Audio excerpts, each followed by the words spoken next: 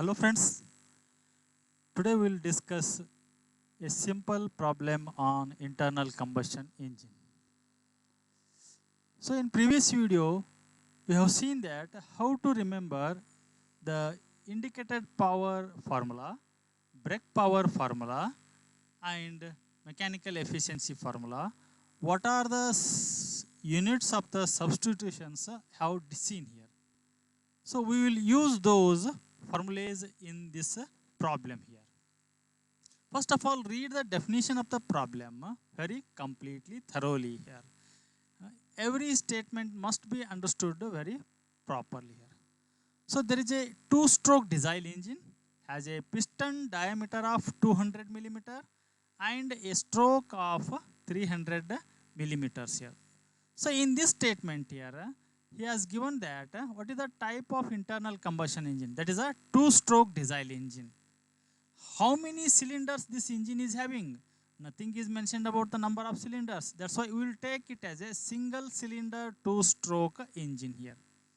In the same statement, we are having a piston diameter as a 200 millimeters and stroke length as the 200 millimeters. In the next sentence, he has given that it has a mean effective pressure of 2.8 bar. It means 2.8 bar pressure is being developed here.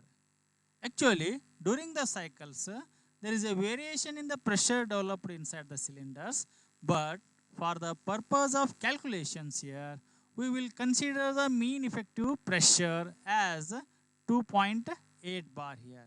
So here PM is given directly. Sometimes it is given using the data of the indicated diagrams here. So that we will see afterwards here. And crankshaft speed of 400 RPM here. Okay, determine the indicated power here. So next, using above data, IP is determined here.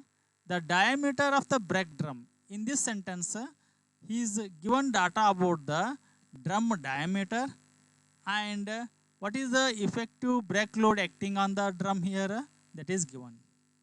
Okay, using these data, let us determine indicated power, brake power, mechanical efficiency here.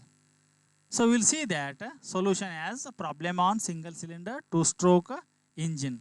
Whether it is a diesel engine or petrol engine, don't worry. Just you consider whether it is a two-stroke engine or four-stroke engines here. And whether the PM is given in bar or in Newton per meter square here. Depending upon the type of number of strokes here and PM units here, the IP formula is being selected here. So given data is equal to D is equal to 200 millimeters. Convert this millimeter into meter compulsorily because we are substituting the diameter in terms of meters only. Stroke length 300 millimeter, that is a 0.3 meter here. Then crankshaft speed is 400 RPM and PM is 2.8 bar here. Then brake drum D is equal to 1 meter. So convert this diameter into radius. R is equal to D divided by 2 here because in BP formula R is substituted here, not D here. Therefore, from the D extract a radius of the brake drum, that is a 0.5 meters. The net load acting on the brake drum is W. So sometimes this W is equal to W1 minus S here. So if W1 data is given, S data is given, at that time net load acting on the brake drum is calculated. But here directly W is net load is given, W is equal to 64 kg here. So it is required in kg, as given in kg, no problems here.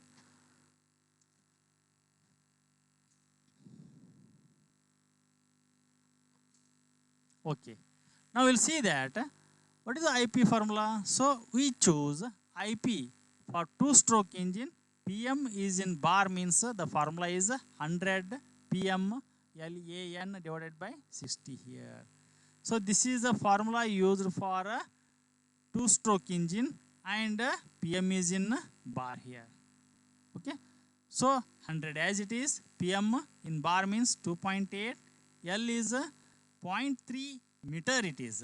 Actually, I have substituted wrong here, 300 millimeters. It is not millimeter, it is in meters. Meters means 0.3. You take it as a 0.3. Then A is the area of the piston. So I will substitute area of the piston directly here. That is a pi by 4 into d square here. So pi is there. D square means piston diameter. 200 millimeter, that is in meters, means 0.2 square here. And n is crankshaft speed, 400 rpm divided by 60 into 4. Okay. With this substitution, IP is equal to 17.6 kilowatt here. Next, BP is equal to 2 pi nt divided by 60 here. So n is the crankshaft speed, T is the braking torque. Okay. So if a braking torque is given directly, if it is given in kilonewton meter, then substitute, calculate the BP. But T is not given directly. So T is given in terms of the brake load, net load acting on the brake drum, and what is the radius of the brake drum here. Therefore, T is equal to 9.81 W into R divided by 1000. Here W is the net load in kg, R is the radius of the brake drum here. After substituting these, so here 9.81 divided by 1000, this 1000 makes kilonewton and 9.81 makes kg into newton. Therefore, T is obtained kilonewton meters here. So meter means radius, W is kg means multiplied by 9.81 means kg meter per second square means newton, 1000 means kilonewtons. So like this T is calculated here. So after substituting T in BP here, we are getting 2 pi 400 into 0.31392 here. You are getting BP is equal to 13.5 kilowatt here. So once you know IP and BP, calculate the mechanical efficiency. So this is a symbol for the mechanical efficiency, eta m. Always efficiency is ratio of output divided by input. Output means BP, IP means indicated power, multiplied by 100 here. So 100 multiplied because efficiency is expressed in percentage here. So 0 is missing, you take it as a 100.